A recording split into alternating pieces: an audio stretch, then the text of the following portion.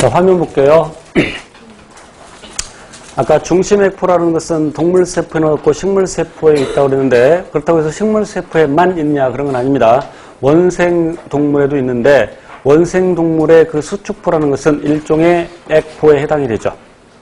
수축포는 일종의 액포에 해당되는데, 수축포는 예를 들어 이 집신벌레가 저장액의 환경에 있을 때, 저장액이라는 것은 그 세포보다 쉽게 말하면 농도가 더 낮은 용액, 더 구체적으로 그 세포의 삼투압보다 더 낮은 삼투압을 갖는 용액일 때 그걸 저장액이라고 하고, 저장액의 환경에 있을 때 물이 들어오게 되는데, 그럼 물이 들어오면 이 녀석은 자신이 유지되는 것보다 농도가 더 낮아지는데, 그래서 수축포의 활동에서 물을 밖으로 내보내고, 이런 과정을 통해서 노폐물을 함께 내보낼 수 있죠. 그래서 수축포가 삼투압 조절에 관여한다. 또 노폐물 배출에 관여한다. 세포, 다시 내막계라는 말이 나오는데, 내막계가 뭐냐면, 언뜻 이 내막계라는 단어만 보면 세포 안에 있는 막이라는 뜻으로 받아들일 수 있는데, 그 내막계가 뭐냐면 결국 세포막으로부터 만들어진 것들을 내막계라고 합니다.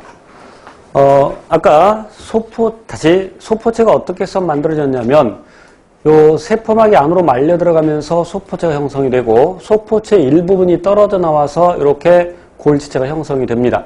그래서 소포체, 골지체, 또 이런 소낭들, 이런 것들은 내막계라고 합니다. 그런데 아까 소포체 일부분이 핵을 다시 염색살을 에워싸서 핵막을 형성한다고 그랬죠. 그래서 핵막도 내막계에 해당이 되죠. 아까 칠판 잠깐 볼게요. 기본반에서 언급했습니다만 반드시 기억해야 될 내용이, DNA를 갖고 있어서 자기 복제가 가능한 세포소관이 핵, 그리고 엽록체, 미토콘드리아, 이런 것들은 이중막이고, 그런데 막구조가 아닌 것들도 있죠. 막구조가 아닌 것 암기하시렵니다. 의, 중, 인, 염, 앞글자 따서. 그래서 리보솜. 아까 리소좀의 경우에는 세포, 다시 가수분에 관련된 효소들이 들어있는데, 만약에 막으로 둘러싸여 있지 않는다면 그 효소들이 세포 소기관들을 분해하고 다니겠죠. 그러니까 당연히 리소좀은 막으로 둘러싸여 있어야 되고, 자, 그 다음에 중심립, 그리고 중심립 두 개가 서로 수직을 이루고 있는 중심체, 그 다음에 인, 그리고 염색사. 인과 염색사는 어디에 들어있냐면 핵 안에 들어있죠. 자, 그러면 이중막인 거 외우고 막구조가 아닌 거 외우고, 그럼 나머지는 단일막이라는 얘기죠. 그러니까 소포체, 골지체, 그리고 리소좀, 그리고 퍼옥시좀, 이따 설명드릴 겁니다만 퍼옥시좀, 이런 것들이 막구조를 갖고 있는데, 내막계라는 것은 결국 세포막으로부터 만들어진 것들, 아까 언급했듯이 엽록체와 미토콘드리아는 그 기원이 세균이죠. 그래서 엽록체와 미토콘드리아는 물론 세포 안에 있는 막구조물이긴 하지만 엽록체와 미토콘드리아는 내막계에 포함시키지 않습니다.